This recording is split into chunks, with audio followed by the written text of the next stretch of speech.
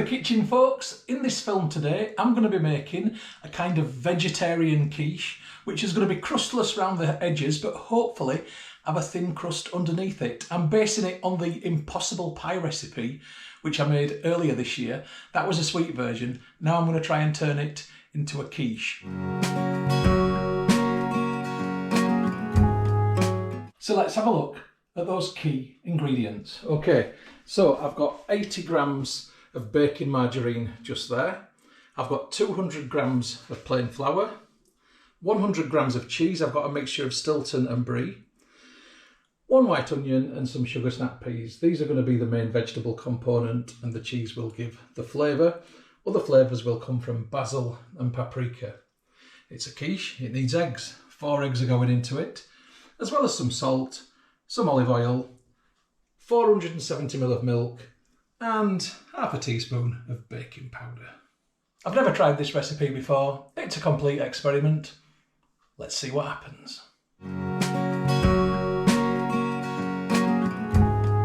So in order to make a bit of room, I want to get things into my blender.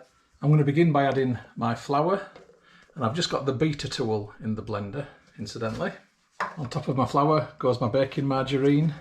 I'm going to add a sprinkling of basil, a couple of teaspoons equivalent. I'm going to add the equivalent of 2 teaspoonfuls of paprika, a generous sprinkling of salt, probably the equivalent of 2 to 3 teaspoonfuls. So I've got a little bit more than a half a teaspoonful of baking powder in there.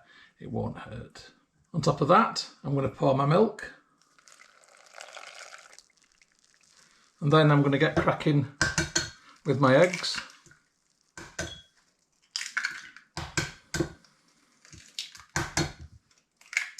And they are also going in. It's a really simple recipe, isn't it? So I've got to put the top on the blender and lock it in place. And I'm not going to blend just at this second. We're going to have a look at the onion and the sugar snap peas. Right, I've just moved the blender out of the way temporarily, and we're going to chop the veg up now, because what I want to do with the veg is just partially cook it before it goes into the quiche mixture. So I've got my white onion, and I'm just going to take the layers off it on the outside. Put the skin and the first hard layer, leaving me with a nice white onion underneath, and it's quite strong, I can tell already, so that's going to be a sweet one. And with my onion, I'm simply going to half it, and then I'm going to cut it down in one direction, turn it round, cut it in the other direction. So I've diced it into nice small pieces, and they're going to go into this frying pan. I've got to do that with the rest of the onion back in a sec. So that's all my onion in the pan. Now I'll get my sugar snap peas on here, and a different knife this time. So this is a mezzaluna knife, a rolling knife, and this just chops things down nicely, easily, like so. Great rolling action, love it. I saw Nigella using one some years ago and thought I want one of them. And this is just going to cut down to nothing really, nice and small pieces.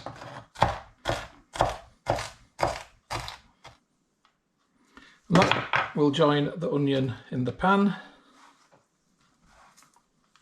So there's my onion and my sugar snap, a little bit of olive oil on top. I'll get the ring on, get the pan on, and I want those to cook down a little bit. I'll just turn that heat down a bit. We'll come back to them in a minute. So next I'm going to get my cheese out, and this is just simply a case of cutting it into nice smallish pieces.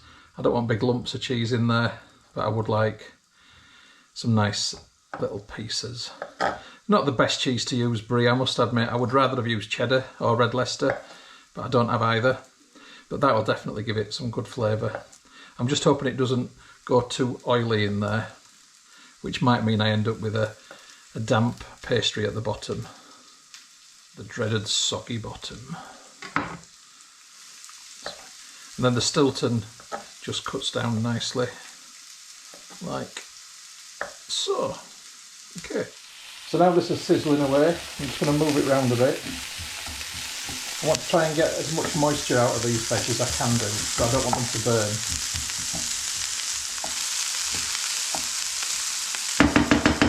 Right, so the cheese is cut, the mixer's in the blender ready to be blended.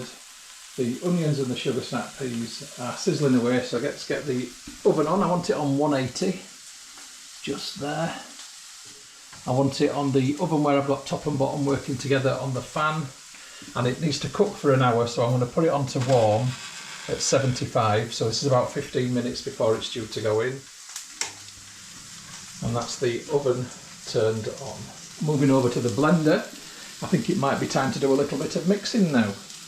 So I'm going to press the on button, and I'm going to press the mix button. Hold that down. Let it do its magic.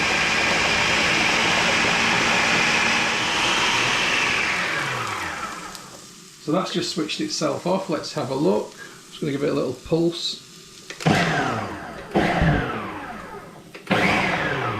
It's a pretty good blender. It's a Ninja one. It does seem to do a decent job. I'm going to give it one more go on mix. While that's happening, I'm just going to give these a move around. They're done. They're going brown on one side. I don't want them to get overdone.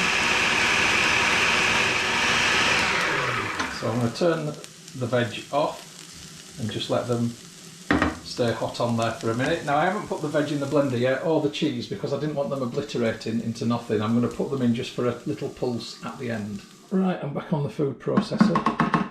Just going to drop my cheese in here.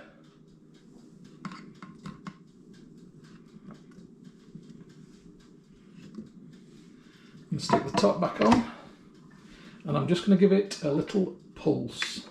So I press the pulse button. I'm just wanting to mix it, not obliterate it. Right, I'm going to get the... messing myself up. I'm going to get the onions and the sugar snaps in there as well. Oops, all over the floor. This is because I'm trying to angle it for the camera, so I think I'll stop trying to do that now. So I'll get the lid back on the blender, the mixer, and we'll go for one quick mix. And off, that's mixed. Okay, blender and baking tin, so that's what I'm cooking it in. It's one of those ones that I can open, and I've greased it with a little bit of oil around the edges, so hopefully it won't stick.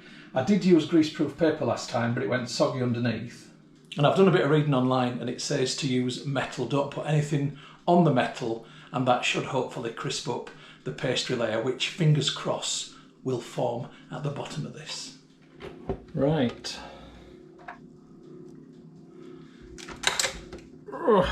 So, it's time for the mixture to go into this. And oh, that was a big splatter.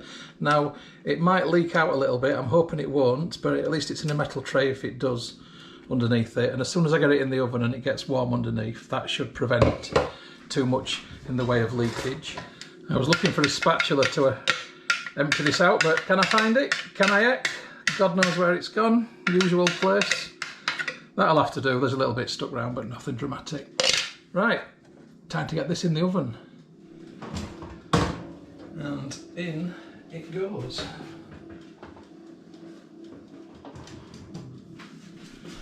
Right. There it is. We'll have an update in a little while. Well, 40 minutes in, and we've got some rising going on. That's promising. Right, apologies about the background noise.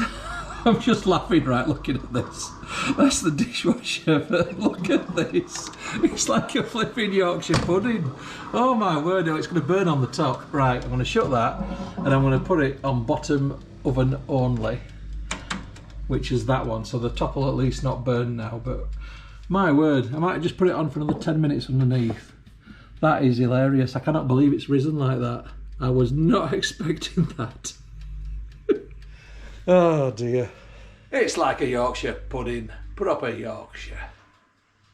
Right, the oven's off, and on top I've got the bowls warming in which it's going to be served in, and a few chips from the local Chinese restaurant to go with it. Why not? Let's have a look inside. Oh, this is not what I was expecting. Okay, I've got a Yorkshire pudding with a sunken cheese centre. So as an update, I've decided that this might be actually a winner, because it could be that, like the impossible pie, instead of the pastry being just at the bottom, it's risen up the side to form that Yorkshire pudding-esque crust. So I've got the heat on the bottom to make sure the bottom's not soggy, and I'm going to see what it's like when I open it up. Right, it's coming out. Oh, do you know what? The centre's risen as well now. I don't think this is actually going to be too bad. I think this could well be a pastry crust. Oh, it feels like pastry-ish. And it feels like Yorkshire. I'm not quite sure what it is. I've created something new. Is it a monster? So once again, sorry about the dishwasher noise. I'm just looking at this beast now. Look at it with me. It's certainly an interesting baby, isn't it? I mean, I don't know whether to be proud or horrified, but it's quite... I've never created anything like this before. It's somewhere between a quiche and a Yorkshire pudding. I better get the spatula in so I can just wipe inside there. So I just want to make sure it's not going to stick to the sides. That doesn't feel too bad actually. It's quite loose at the sides. That's a good sign. Right, so I just need to temporarily lift that off there. Move the tray underneath, pop a cup on there, stand this on top of the cup, and now holding this so it doesn't fall, hopefully, undo this, that's it, and then go like this on the cup.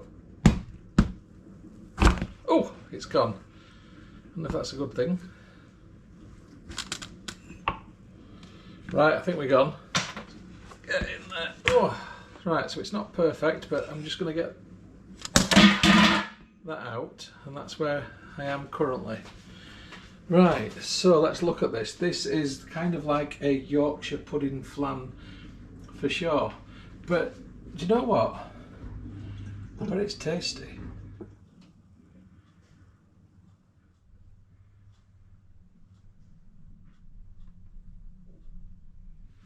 So let's lift this up. Get rid of that, get that down there. Just getting the spatula underneath to see what the state of it is. Well, it's definitely not perfect, that's for sure. Time for the big spatula now. 1, 2, 3. Oh, there we go. Right, metal base is gone. So yeah, it's definitely kind of a Yorkshire pudding type flan. Interesting. So there it is on the chopping board. I've got a few chips warming in here. I've got to try and cut this and serve it. It's going to be messy. I'll come back to you when I've got it in the bowl. So apologies for the background noise, because that's the chips cooking in the air fryer, but you can see that it has turned into some kind of Yorkshire pudding pie quiche. And actually it cooked quite nicely. Look at the clean lines just there, and a distinct pastry line at the bottom, as is part of the impossible pie recipe. So whilst this looked like it was a disaster, it's actually not as much of a disaster as what I thought it was going to be.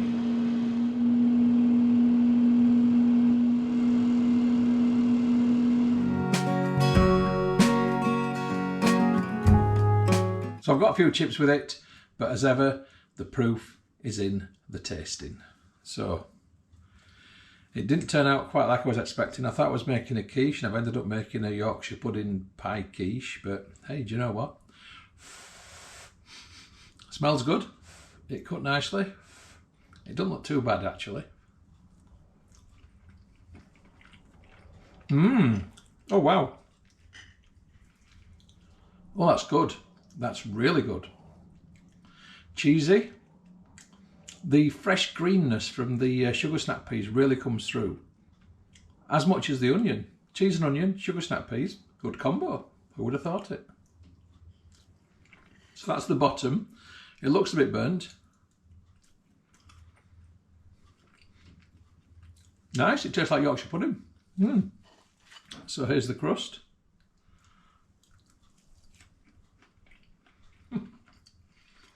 It's like cheesy Yorkshire pudding. Wow, it's really good. I set out to make one thing and I've made something else.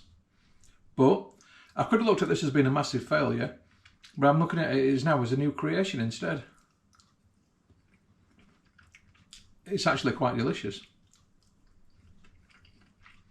Constituency wise, 50% quiche, 50% Yorkshire pudding. Really nice actually.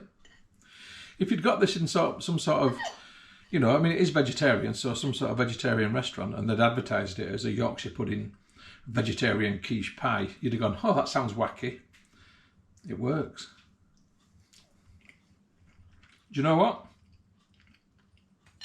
No regrets. I'd actually make this again. It's very nice. But next time, cheddar cheese. Definitely cheddar cheese. Strong cheddar cheese as well, for sure. Right, I'm going to go and enjoy this. Hope you've enjoyed the film. It's been a bit of a mishmash journey, but do you know what? Isn't life like that? I'll catch you next time on whatever film that might be. See you later, folks. The film that you've just watched is a Moss Home and Garden production. You can find more by going to www.mosshomeandgarden.co.uk. I'd just like to say thank you very much for supporting my YouTube channel and for watching my films. It really is very much appreciated. If you haven't already done so, please subscribe to my YouTube channel in order to receive future updates about the home and garden films which I upload. You can find my YouTube channel by going to www.mosshomeandgarden.co.uk. Please click on the red subscribe button. When you've done that, a little bell will appear. If you press that also, then you'll get future updates about the films which I upload. If you like my films, if you like my style of filming, then you might also like my travel channel, which you will find by going to youtube.com/Stuart Moss or type in www.mosstravel.tv. Again, if you could subscribe to that channel, it would be hugely appreciated. If you'd like to get Moss Home and Garden updates on Facebook, then please open Facebook and do a search for Moss Home and Garden, and you will find the page. If you like the page, then you will get future updates on there. And if you'd like to connect on Instagram for home, garden and travel photography, as well as some stories, then my username is StuMoss, STUMOSS.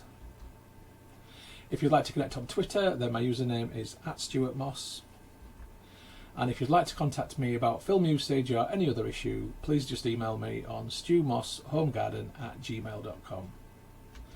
Once again, thank you very much for supporting my channel, for watching my films. I do appreciate it.